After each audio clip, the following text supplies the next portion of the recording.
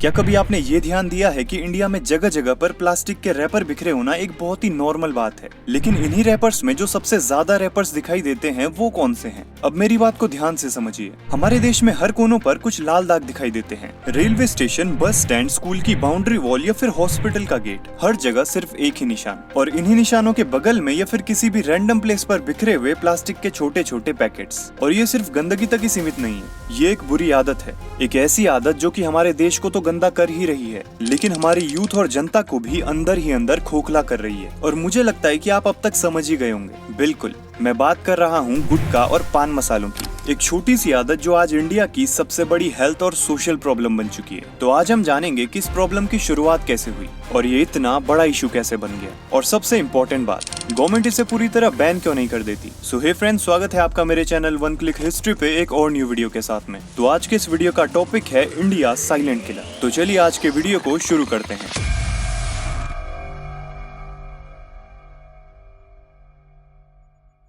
सबसे पहले एक बात क्लियर कर लेते हैं कि जो पान मसाला होता है उसमें सुपारी, चूना, कत्था और फ्लेवरिंग वगैरह मिक्स होता है, लेकिन गुटखे में ऐसा नहीं होता। इसमें सारे इंग्रेडिएंट्स तो होते ही हैं, लेकिन इसमें एक और चीज मिक्स होती है जो कि ह्यूमन बॉडी को सबसे ज्यादा नुकसान करती है, जो कि है टोबैको। और असल में हेल्थ के लिए सबसे बड़ा खतरा ये टोबैको ही है। अब लेकिन इसका मतलब ये नहीं है कि पान मसालों में टोबैको नहीं होता। इसका मतलब पान मसाले हेल्थ के लिए अच्छे हैं। इसमें भी केमिकल्स, चूना और सुपारी जैसे इंग्रेडिएंट्स मिलाए जाते हैं जो कि हमारी हेल्थ के लिए खराब होते हैं। और हमारे देश की प्रॉब्लम ही यही है। हमारे देश में एक छोटे से पैकेट में सुपारी, प्रोसेस्ड टोबैको और फ्लेवरिंग्स मिला के दी जाती हैं, जो कि 5-10 रुपए में किसी भी छोटी टपरी पे मिल जाती है। और हमारे देश की पॉपुलेशन का एक बड़ा हिस्सा इसे खरीदता भी है। इवन WHO भी इस फैक्ट को क्लियर करता है कि सुपारी हमारी हेल्थ के लिए हार्मफुल हो सकती है, फिर चाहे आप इसे टोबैको के साथ कंज्यूम करो या फिर विदाउट टोबैको। और अगर इसकी शुरुआत की बात की जाए तो कई लोगों को ऐसा लगता है कि गुटखा एक नया प्रोडक्ट है, लेकिन असल में इंडिया में पान और सुपारी खाने की आदत हजारों साल पुरानी है। इंडिया में शादी या फेस्टिवल्स में पान सर्व करना एक ट्रेडिशन था,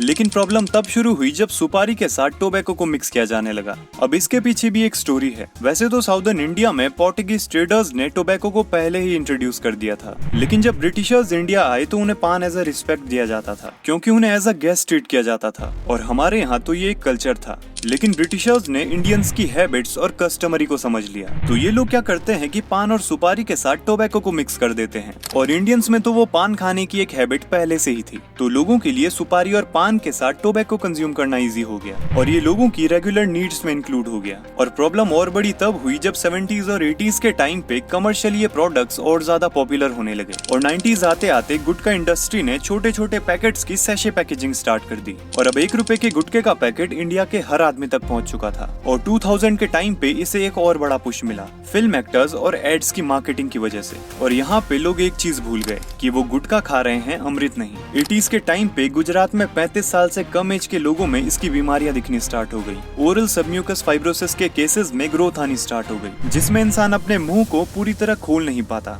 और 90s के एंड तक अहमदाबाद कैंसर रजिस्ट्री में 50 साल से कम एज के लोगों में ओरल कैंसर की एक स्टार्टिंग एपिडेमिक वेव देखने के लिए मिली। और ये वही पीरियड था जब ड्राई टोबैको इंडस्ट्री ग्रोथ पकड़ रही थी। और गुजरात में पान और सुपारी का कल्चर बहुत पुराना था, तो लोग पत्ते वाले पान से सीधा ड्राई टोबैको प्रोडक्ट्स पे शिफ्ट हो रहे थे। और इन्हीं ड्राई टोबैको प्रोडक्ट्स ने इन नंबर्स को इस तरीके से बढ़ाया। और ऑब्वियस सी बात है कि गुटखा खाने से सीवियर डिजीज होती है, जिसमें सबसे कॉमन है ओरल कैंसर। और ओरल कैंसर के 90% केसेस टोबैको और गुटखे की वजह से होते हैं। इंडिया में हर साल 80,000 से भी ज्यादा ओरल कैंसर के नए केस डिटेक्ट होते हैं, लेकिन साथ ही साथ इससे थ्रोट कैंसर, गम डिजीज और लीवर और किडनी की बीमारियां भी होती हैं। और ग्लोबल अडल्ट टोबैको सर्वे के अकॉर्डिंग इंडिया के 21.4% अडल्ट स्मोकलेस टोबैको यूज करते हैं। और सोचो कि लोग इसे कितना लाइटली लेते हैं। अब सवाल ये है कि गवर्नमेंट इसे पूरे तरीके से बैन क्यों नहीं कर देती। Food safety and standard act 2006 के रेगुलेशन 234 के अकॉर्डिंग फूड प्रोडक्ट्स में निकोटिन और टोबैको नहीं होना चाहिए। और 2011 में सुप्रीम कोर्ट पान मसालों को फूड प्रोडक्ट डिक्लेयर करती है। और अब इसका मतलब कि पान मसालों में टोबैको मिलाना इलीगल है। और साथ ही साथ कई कई स्टेट्स गुटखा पान मसाला को बैन भी करती हैं। 2012 में मध्य प्रदेश पहली स्टेट बनती है जो कि गुटखा पान मसाला को बैन करती है। 2012 में सिक्किम भी इसे बैन करता है और 2019 में आसाम भी। लेकिन फिर भी इन स्टेट्स को मिला के बाकी सारी स्टेट्स में ये चीजें खुलेआम कैसे बिक रही हैं? तो इसका सबसे पहला रीजन है लूप होल। कंपनीज ने पान मसाला और टोबैको को अलग अलग पैकेट्स में बेचना स्टार्ट कर दिया, जिससे टोबैको किसी फूड प्रोडक्ट में मिला भी नहीं और कोई रूल भी नहीं टूटा।